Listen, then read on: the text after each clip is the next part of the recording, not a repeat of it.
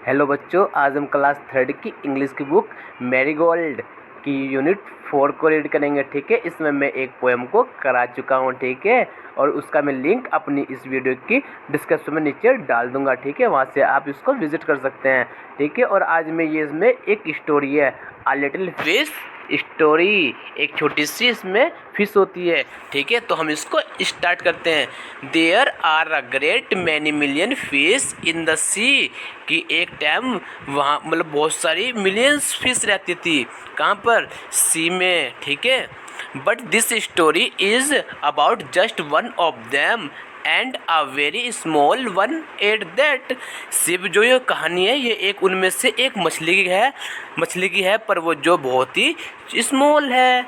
ठीक है, now this little fish had everything in. ठीक है, अब जो ये छोटी फिश है ना, वो सब जगह इन द सी में, समुद्र में, टू मेक हिम कंटेंटेड। ठीक है, एक तरह संतुष्ट है। ठीक है, but he was not happy. संतुष्ट तो है बट वो हैप्पी नहीं है।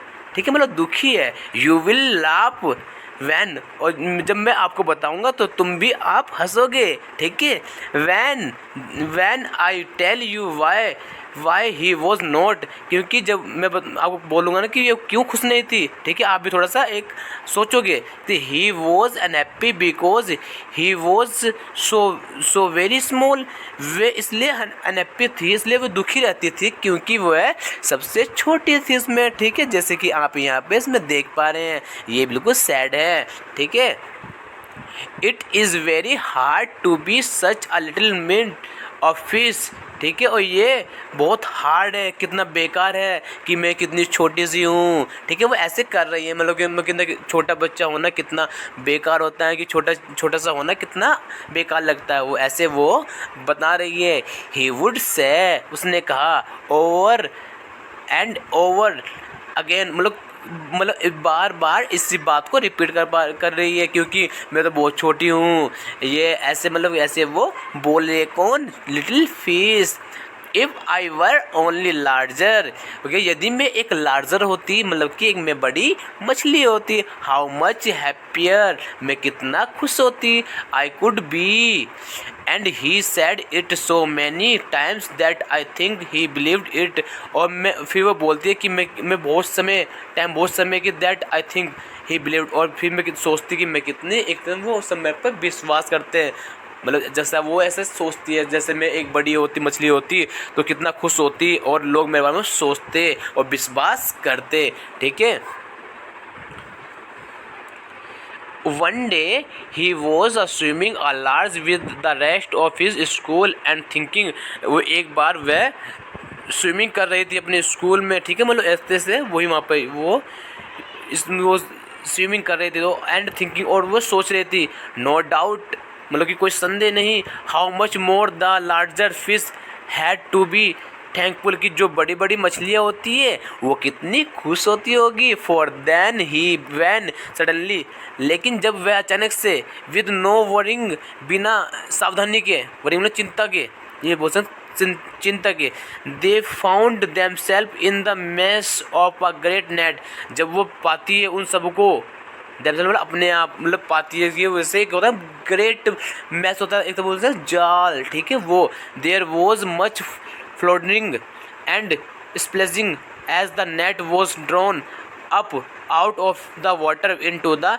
Sunlight and just as it how was being, जैसे कि जब वो एकदम वो जाल आया ना, वहाँ पे एक अफरा तफरी मच गई, पानी भी ऊपर नीचे होने लगा और फ्लैशिंग करने लगा, और जो नेट था ना वो उसके अंदर उनको जो बड़ी मछलियाँ थी उनको पकड़ लिया एक तरह से। ठीक है, हाउल मतलब होता है यहाँ पे हड़बड़ी मच जाना, बिल्कुल एक तरह चिंतित हो जाना, परेशान हो जाना, जैसे कि आप यहाँ पे इस फिगर में देख पा रहे हैं। ठीक है,